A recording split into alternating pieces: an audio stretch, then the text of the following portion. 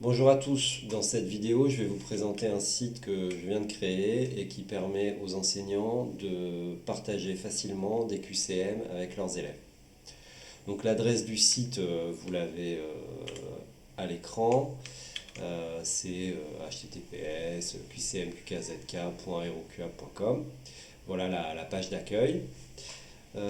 Quand on arrive sur le site en tant qu'enseignant pour la première fois, ben, il faut se créer un compte. Donc on clique sur professeur. Donc je vais supposer que vous n'avez pas de compte. Donc je vais saisir mon adresse mail. De toute façon, hop. Et voilà, mon compte a été créé. J'ai reçu un mail sur ma boîte mail que je vais aller consulter. Bon, ça par contre, je ne vais pas pouvoir vous montrer. Mais voilà le lien que j'obtiens. Hop, donc voilà, avec une clé hachée, avec une sécurité assez convenable. Euh, Ensuite, on peut se connecter. Vous voyez, j'avais peur d'oublier des trucs, hein. Hop, donc je vais tout retaper. Voilà, voilà. J'ai mis un mot de passe à la con. Et maintenant, je suis connecté. Je peux le voir parce que je peux me déconnecter, mettre à jour mon mot de passe, me désinscrire, etc. Donc, quand on débute, il n'est pas forcément évident de savoir exactement comment ça marche. Donc, j'ai écrit un petit tutoriel, mais pour ceux qui n'auraient pas envie de tout lire ou qui seraient un peu soucieux de exactement comment ça fonctionne en interne, on va regarder. Donc, si je récupère le fichier qui est ici, hop, et que je l'ouvre, voilà ce que j'obtiens. Donc, on va dézoomer un petit peu afin que vous voyez à quoi ça ressemble. Donc c'est en fait un simple fichier Markdown, hein, ce qu'il y a de plus classique, avec pas nécessairement mais une en-tête, ce qui permet pour ceux qui aiment bien ce format comme moi d'ajouter des informations pour ensuite en faire un PDF, mais c'est pas indispensable. Vous avez deux façons d'indiquer le titre du QCM, soit dans l'entête ou alors directement dans le QCM avec une balise titre, donc un simple dièse. Et le premier titre rencontré sera le titre principal. Donc, pardon, si celui-là est défini, il sera le titre principal. Mais si vous avez plusieurs balises titres, ce ne sera pas mis à jour. Ensuite, les QCM, ils sont découpés en parties. Donc ça, c'est une partie, ça va jusque là. Donc une partie, ça a un titre. Et puis ça, c'est une question. Donc quand on a trois dièses qui correspondraient à un H3 en HTML, c'est une question. Ça, c'est le sous-texte de la question. Et puis ça, c'est les réponses proposées aux élèves. Donc cette réponse, elle est marquée d'une croix, donc c'est la bonne réponse. Parce qu'en fait, l'image, vous verrez après, mais c'est une photo de Jacques Chirac en train d'enjamber un portique de métro, la photo bien connue. On peut bien sûr y intégrer du texte, c'est pour ça que j'ai fait ça, hein. Donc là, il y a du texte en ligne, mais vous pouvez avoir du texte comme vous voulez là-dedans. Ce sera rendu correctement par Majax. Et puis 2 au cube, ça fait 8, donc voilà la bonne réponse. On peut y intégrer du code, que ce soit en ligne ou directement dans des balises. Et puis on peut aussi mettre une zone de texte. Une zone de texte, pardon. Donc une zone de texte, il n'y a pas de réponse au choix, il y a juste une ligne qui commence par ça. Et s'il y a d'autres réponses derrière, elles ne seront pas prises en compte. On va simplement s'intéresser à ça et on ne fera pas attention aux réponses derrière. Donc admettons que je souhaite ajouter une question bébête, par exemple, ces balises HTML sont-elles bien fermées? Pour illustrer le programme de NSI par exemple, donc si je mets HTML, on va mettre une balise H1 avec un titre, voilà, j'en sais rien, hop, H1, et puis un paragraphe, A, href égale exemple.com, hop, hop, hop, voilà, un lien.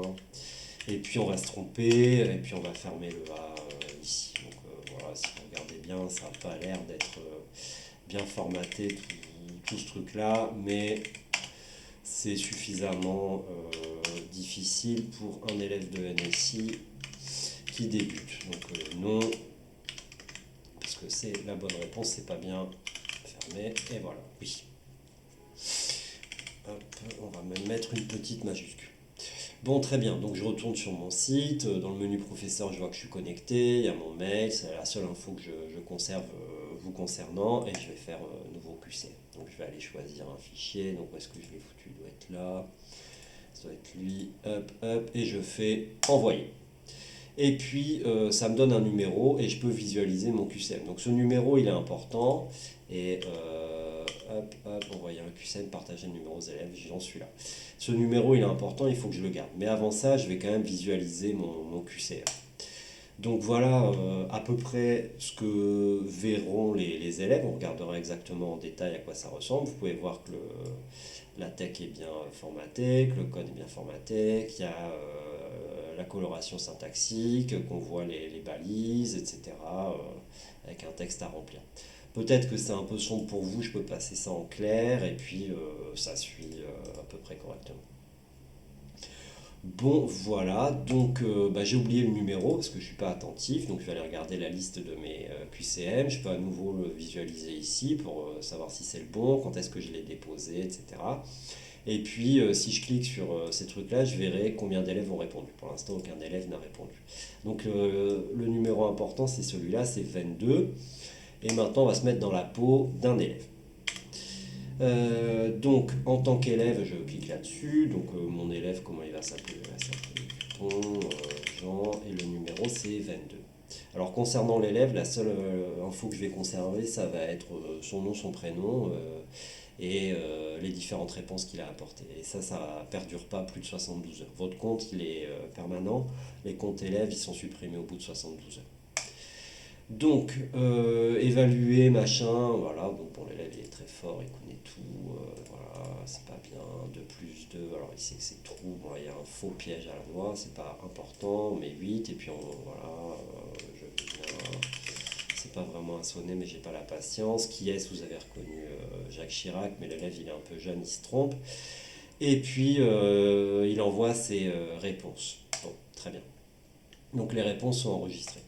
Donc maintenant, on va se mettre dans une autre situation. On va mettre bien, pas bien, parce que lui, c'est un tricheur. Et donc, il est filou, il veut chercher l'image, il clique là, il revient. Ah, c'est dommage, il a quitté l'onglet, les réponses sont enregistrées. Donc peut-être il a trouvé, il pourra balancer aux autres, mais en tout cas, c'est fini pour lui. Et puis pour un autre élève, histoire d'enfoncer le clou, super Jean-Pierre.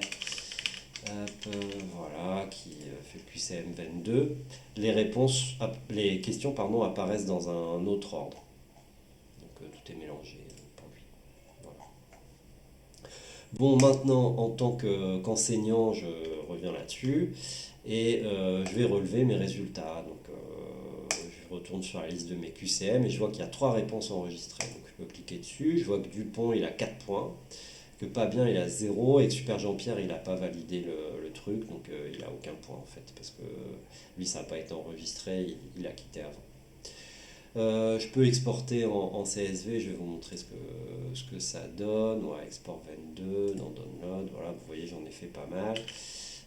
Pardon, c'est pas là, c'est là-dessus, donc dans download, export, export 22 je pense. Voilà. Et on va voir après ce que ça donne. En attendant, je peux consulter les travaux de chaque gamin. Donc lui, il s'est trompé. La bonne réponse, c'était Jacques Chirac, il a coché ça. Là, il a bon. Ça lui a rapporté un point. Là, il a bon. Là, il a bon, etc. Pour l'instant, il n'y a pas de barème et je ne compte pas vraiment en ajouter parce que c'est un casse-tête. Ça oblige à changer beaucoup de trucs, donc on verra bien. Donc, qu'est-ce que ça donne le fichier CSV? Alors, c'est pas très lisible dans un éditeur de texte, mais je vais l'ouvrir dans Drive et vous montrer ce que ça donne. Alors, je le fais à part parce que j'ai pas envie spécialement de vous montrer mon Drive perso, mais je vais l'ouvrir dans Google Drive. Hop, ouvrir avec Google Sheet. Et puis, hop, une seconde s'il vous plaît. Voilà. Quand je l'ouvre dans Google Drive, donc j'ai juste importé, mais bon, c'est la même chose dans tous les autres. Je vois en première ligne l'idée du QCM, son titre, quand il a été créé, et puis ensuite c'est un fichier CSV, tout ce qu'il y a de plus normal. Dans la première colonne, j'ai le nom de l'élève, dans la seconde, le nombre de points, l'horaire, et puis ensuite, question par question, ce qu'il a fait. Donc là, vous voyez, c'est un peu grand, en même temps, c'est pas évident de trouver quoi faire.